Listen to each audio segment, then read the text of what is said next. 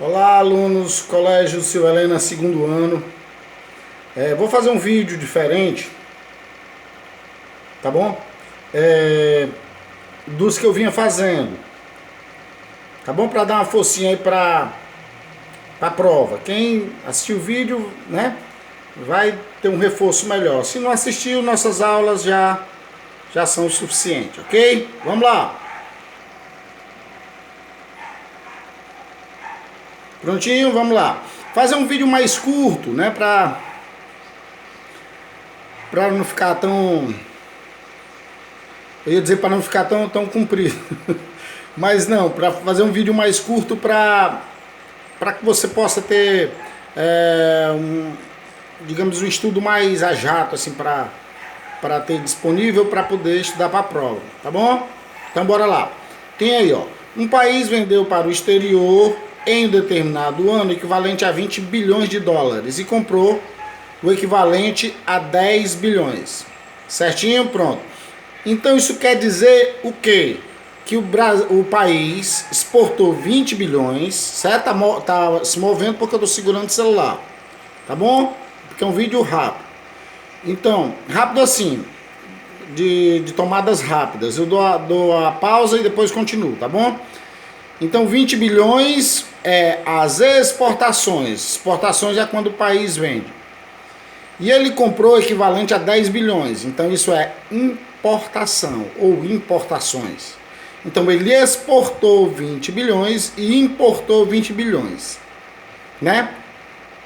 A gente sabe que a balança comercial ela é determinada pela diferença entre as exportações e as importações, certo?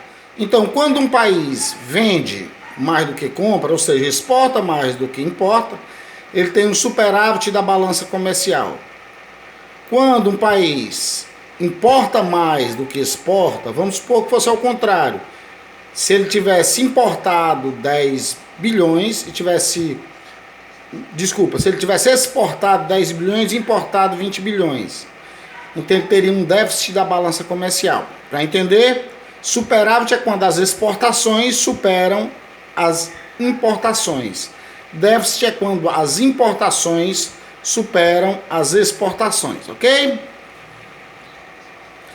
Vai mais um. Tem o processo de globalização consolidou-se no Brasil a partir dos anos 90, 1990, a década, né?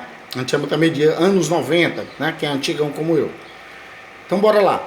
Então, quando esse processo da globalização ele chega mais fortemente ao Brasil, já que a gente já sabe que a globalização é antiga, a gente pode até dizer que foi do período das grandes navegações, e mais fortemente se sentiu o efeito da globalização, um efeito negativo, claro, a partir da grande crise de 29. Então ela chega mais fortemente no Brasil com o neoliberalismo também, certo? Na época, quem foi eleito ganhando do Lula nas eleições de 89 foi o Fernando Collor de Mello, certo? Que ele faz uma política de consolidação do neoliberalismo e da globalização, que andam juntos. Tá certo? Então o que o Collor faz? Ele confisca a poupança para que o Estado tenha mais dinheiro disponível. A poupança do brasileiro, que foi um crime, mas ele fez. Então ele pegou uma dívida pública, porque você podia sacar seu dinheiro no momento que você quisesse, certo? Então ele pegou uma dívida do governo, né? E prorrogou para um ano depois. Ninguém podia sacar o dinheiro, então o governo poderia fazer o que quisesse com aquele dinheiro. Então o que veio junto com esse neoliberalismo adotado pelo Collor mais fortemente nos anos 90, já que o neoliberalismo é dos anos 80, né? Consolidou-se nos anos 80 com o consenso de Washington. Então o que ele passou a fazer? Ele passou a tentar controlar as contas públicas, certo? Controle rígido, ou seja, o Estado não gastar mais do que arrecadar, certo? Houve a abertura para o comércio internacional, então produtos internacionais puderam chegar aqui. Houve uma flexibilização das leis do trabalho também, tentou-se a partir daí fazer isso, né, para que, segundo eles, fosse gerado novos empregos. Então, esses direitos trabalhistas eles também começaram a ser modificados, né, porque faz parte do neoliberalismo. certo? Para dar uma, segundo eles, não estou dizendo que é certo, não estou dizendo que é errado, segundo eles, para dar uma chance de negociação entre patrão e empregado, certo? E uma política forte de privatização, né? Uma das primeiras coisas foi a privatização da Uzi Minas, certo? Depois vieram outras privatizações, mas aí foi a política adotada pelo Collor, que também foi ratificada pelo Fernando Henrique lá na frente, e o próprio Lula também fez uma política neoliberal, principalmente no começo de sua gestão, certo? Então, privatizar, quer dizer, o Estado tem que ser mínimo, ele tem que cuidar das coisas mais relevantes para a população, não ser administrador de empresas, como né, a CVRD, que era do Estado, que não é mais, e por aí vai. Então, por que essa mentalidade? Porque aí o Estado vai ter mais foco em algumas outras áreas, tipo saúde e educação, do que está gerenciando empresas. Agora, algumas empresas são consideradas estratégicas e, portanto, eles não venderam, como a Petrobras, que acabou gerando, depois a gente sabe, problema sério. Ok? Mas até, por exemplo, a empresa as empresas de eletricidade dos estados foram estabeleceram concessões para empresas privadas administrá-las, certo? Claro, sobre o gerenciamento do Estado ainda, mas agora sendo como se fossem empresas privadas, ok? Vamos ler aí, ó. A nova ordem mundial assinala o fim da bipolaridade entre União Soviética e Estados Unidos.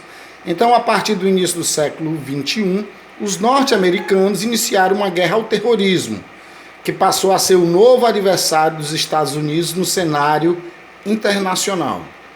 Ok? Então tá aí, nova ordem mundial. A gente sabe que com o fim da Guerra Fria a gente tem a nova ordem mundial, né, que tem 3 possibilidades de um mundo apolar, de um mundo unipolar ou de um mundo multipolar, certo? Então, como não tinha mais a União Soviética, os Estados Unidos, né, invadiram, por exemplo, o Iraque, logo no começo dos anos 90. Né, lá na frente eles invadem o Iraque de novo, certo? Então isso a gente chama da nova ordem mundial, certo? Uma das coisas que marca essa nova ordem mundial após os Estados Unidos sofrer, ou quase 10 anos após eles sofrerem o primeiro ataque sobre o seu território, não de uma guerra, mas de um terrorismo, certo? Primeiro, diga-se, grande, né? Que foi exatamente a queda das Torres Gêmeas, lá do World Trade Center, e também a tentativa de outros aviões a chegarem em outros alvos, como a Casa Branca e o Pentágono, certo? Então, de imediato que eles já tinham essa guerra ao terrorismo, certo? A Rússia, ex-União Soviética, agora era aliada, se bem que eles também se mostraram contra algumas atitudes dos Estados Unidos, já que a Rússia não era mais uma potência econômica, né, uma potência mundial, vamos dizer assim, mas ainda era uma potência nuclear, certo? E então eles correram atrás do grande mandante, digamos assim, do grande patrocinador e pensante do atentado de setembro de 2001, certo? De 11 de setembro de 2001, que foi exatamente esse rapaz que tinha no Talibã um refúgio, né, que estava escondido no Afeganistão. Então os Estados Unidos invadem o Afeganistão. Vocês lembram que nos anos 70 foi a União Soviética que invadiu o Afeganistão, e o povo lá nunca se rendeu, né, ao país estrangeiro. Tem até uma guerra, tem até um filme que fala disso, né, que é o Rambo 3. Ok? Então há quem diga que o Afeganistão foi o Vietnã dos Estados Unidos, ou da União Soviética, melhor dizendo. Foi o Vietnã da União Soviética, foi a guerra do Afeganistão. Então, voltando para cá, então eles foram atrás, né, de um terrorista que ficou muito famoso, inclusive, por conta dessa procura. Ele que foi, né, o patrocinador, certo, e mentor, vamos dizer assim, do atentado terrorista de 11 de setembro nos Estados Unidos, e eles caçaram ele, caçaram, ninguém sabia onde, até que eles conseguiram assassinar o famigerado, né, o terrorista chamado de Osama Bin Laden, ok? Rapidinho comentar isso aqui, porque eu já falo isso desde o começo do ano, né? A gente tem um mundo bipolar no período da Guerra Fria, disputa entre Estados Unidos e União Soviética.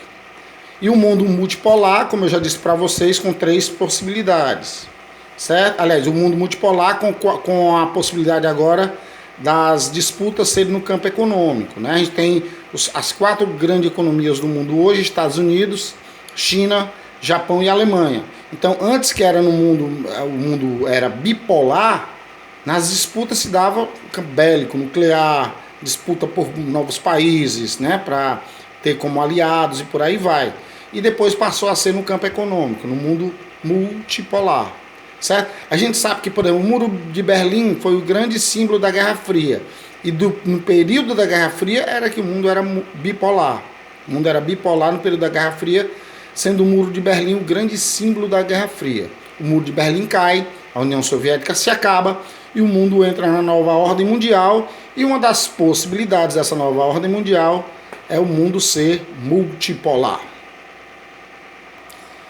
Né, tem um texto aí, ó. Apesar de as mudanças da era tecnológica e do capitalismo informacional não atenderem às expectativas, muitos podem dizer que essa etapa do desenvolvimento provoca modificações no mundo do trabalho, flexibilizando-o. Segundo alguns estudos, o capitalismo tem 3 fases principais, sendo o capitalismo informacional um período de uma delas. Então, o que seria o capitalismo informacional? Há quem diga que a atual fase do capitalismo seria essa. Só que tem gente que diz que o capitalismo informacional, aí é questão de interpretação, apesar de ser aula de português, o capitalismo informacional, ele seria, certo? Uma subfase, certo? Do capitalismo financeiro. Nós ainda estaríamos no capitalismo financeiro. Por quê? Porque o mundo ainda investe. Por exemplo, o Brasil agora, a tendência é muitos investidores internacionais fugirem do Brasil, pelo risco que o país apresenta economicamente, né? Então, além da própria crise econômica que já estava estabelecida, veio a crise sanitária, que todo mundo sabe, e agora nós estamos vendo uma crise política sem precedentes, né? Tem gente falando aí até em guerra civil, tem gente falando em estabelecimento de uma nova ditadura, né? E tem gente que diz que isso não vai acontecer porque a boa vontade dos homens vai prevalecer. E bom mesmo é nós vivermos numa sociedade democrática. Então tem muitas ideologias a respeito disso. É claro que se nós vivêssemos numa ditadura, eu não poderia estar nem falando sobre isso aqui, né? Que na ditadura ninguém pode falar o que pensa. E na democracia a gente pode falar o que pensa com responsabilidade. Por exemplo, eu não posso dizer que tal pessoa que é um ladrão, determinado fulano de tal é ladrão. Aí eu vou ter que provar. Eu posso até dizer, mas eu tenho que provar. Eu não posso dizer que ele estava fazendo isso não sei aonde. Aí eu espalho, aí é fake, porque o cara não estava, a não ser se realmente ele tivesse, né? Então, se eu faço isso, eu levanto alguma hipótese da desonestidade de alguém, eu tenho que provar e ele pode me processar. Então, na democracia, tem a liberdade com responsabilidade, só que na ditadura ninguém pode dizer. Muita gente morreu, desapareceu por conta disso e a gente sabe disso. A ditadura, como o próprio nome diz, é uma ditadura. Quem estabelece tudo é o governo e ao cidadão cabe cumprir, né? Ninguém vota para presidente, né? Ninguém tem direito de dizer o que pensa. Podem até questionar, mas isso é uma realidade, certo? Onde é que se vive ditadura, que é criticada até pelo atual governo? Em Cuba, na Coreia do Norte, né? Se a ditadura é uma coisa ruim, então não se deve querer. Ok? Pronto. Então o capitalismo seria o financeiro e o capitalismo informacional seria uma das subfases desse capitalismo financeiro. Certo? Que também nós teríamos antes do financeiro, como a gente sabe, o capitalismo industrial e o capitalismo comercial. Ok? Beleza. Pronto. Vocês lembram que o capitalismo, aliás, desculpa, que a Guerra Fria, ela foi uma guerra não declarada entre Estados Unidos e União Soviética, entre capitalistas e socialistas, né? Então eles se organizaram em blocos militares. Por exemplo, se algum fosse invadido, certo? Algum dos países que fazem parte desses blocos fosse invadido pelos inimigos, todos reagiriam, todos iriam ajudar. Né? Então isso é um pacto militar. Os Estados Unidos, juntamente com a Europa Ocidental, que eram os principais aliados, criaram a OTAN, Organização do Tratado do Atlântico Norte, OTAN, certo? Ou Organização do Atlântico Norte, também tem gente que define assim, mas Organização do Tratado do Atlântico Norte. Assim que eles fizeram esse acordo, esse bloco militar, a União Soviética se juntou com os países da Alemanha Oriental e criaram o Pacto de Varsóvia. O Pacto de Varsóvia, portanto, assinado na cidade de Varsóvia, capital da Polônia, foi um pacto entre os países considerados, abre aspas, socialistas, fecha aspas. Ok? Pronto, dando reforço à economia globalizada, né, que eu acabei de falar quando eu estava falando, quando chegou mais fortemente no Brasil, no governo Collor. Então nós temos nessa economia globalizada, uma das grandes características é a integração das economias, das culturas, das políticas, né, de várias áreas entre os países. Então essa integração representa a globalização.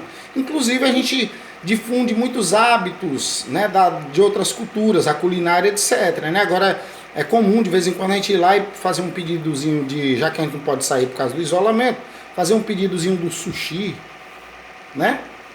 Certo? Deixa eu ver, outros tipos de comida que não são daqui do Brasil.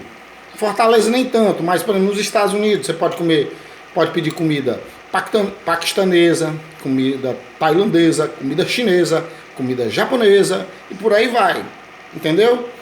Então, por exemplo, a gente absorveu o hábito de vestir jeans, tem a ver com a globalização. Antigamente no Brasil não se usava jeans, mas veio lá dos Estados Unidos, uma roupa, digamos assim, uma roupa relativamente que cai bem em todo mundo e que é bem resistente, né? Dura, tem uma boa durabilidade, né? O blue jeans. Aí virou hábito. Então, hábito de culturas foram se espalhando pelo mundo, certo? E a gente acabou absorvendo. Ok? Ok, tá aí, ó. Do ponto de vista socioeconômico, ideológico e estrutural, a revolução técnico-científica e informacional também apresenta as suas interrelações. Claro, tem coisas que têm a ver com a tecnologia mais avançada, e isso está bem ligado, certo? Claro, à revolução técnico-científico e informacional, ao período técnico-científico e informacional, que junto com a terceira revolução industrial, junto com a globalização e o neoliberalismo, eles andam junto mudando os hábitos, né? Então, coisas maravilhosas hoje que nós temos, certo? Nesse período, como por exemplo os satélites, né? Os cabos de fibra ótica, certo? Os rádios, televisões, celulares, né? A internet, os computadores, e por aí vai, né? Então, por exemplo, descobriu-se a cura para um tipo de câncer lá no Japão. Imediatamente o mundo inteiro já participa dessa descoberta. Então isso é uma coisa boa. Então tem relação diretamente com o avanço da tecnologia e principalmente com a TI, tecnologia de informação. Vamos lá, Brexit tem gerado muita discussão e controvérsia por conta da saída do Reino Unido do bloco econômico mais importante da Terra. Uma das divergências se dá a respeito da data da saída dessa importante economia. Por quê? Porque a economia está muito integrada. A Inglaterra, ela entrou, que é a Inglaterra, Reino Unido ou Grã-Bretanha, ela entrou nos anos 70, nesse grande bloco. Começou com a Benelux, estão lembrados? Passou a ser Comunidade Econômica Europeia, do carvão e do aço, depois Comunidade Econômica Europeia, certo? Depois que se fazia valer através do mercado comum europeu, né? e também você até chegar numa condição muito, digamos assim, muito evoluída, que permite livre circulação de pessoas, capitais, serviços e mercadorias. Então, claro, a União Europeia hoje é o bloco mais importante do mundo, tem uma política externa comum, uma política comum de defesa e a moeda mais forte. Claro que o dólar ainda é o padrão, né, das trocas dos câmbios, das trocas comerciais. Né? A gente usa o dólar como parâmetro de comparação entre as moedas. Mas o euro é uma moeda muito forte. Claro, passou por umas crises, certo? Como a crise da Grécia, que quis declarar uma espécie de moratória dentro do bloco. A Grécia que entrou nos anos 80, certo? Mas aí foi resolvido, mas claro, com a crise econômica a partir de 2008, a União Europeia sofreu alguns baques. Certo? Então, esse bloco, o Reino Unido, por isso o Brexit quer sair desse bloco, este bloco. Brexit quer dizer saída da Bretanha, saída da Grã-Bretanha, saída do Reino Unido. Ok? Olha aí, gente. Estão vendo? A imagem não está muito boa, que eu estou gravando do celular diretamente para a TV. Tá certo? Então, mas dá pra ver aí, ó, um foguete. Pra onde tá indo esse foguete? Pra onde? Hã?